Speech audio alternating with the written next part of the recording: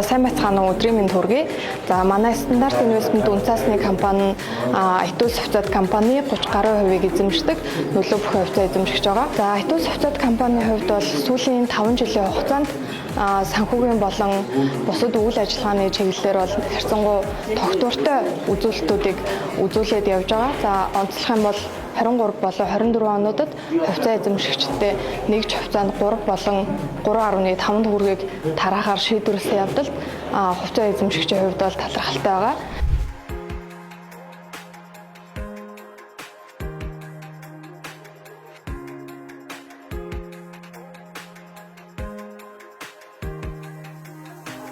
Сайн байцгаана уу эрхэм хувьцаа эзэмшигчдээ. За IT хувьцаа компани маань 2024 оны хувьцаа эзэмшигчдийн ээлжид турал амжилттай болж өндөрлөө.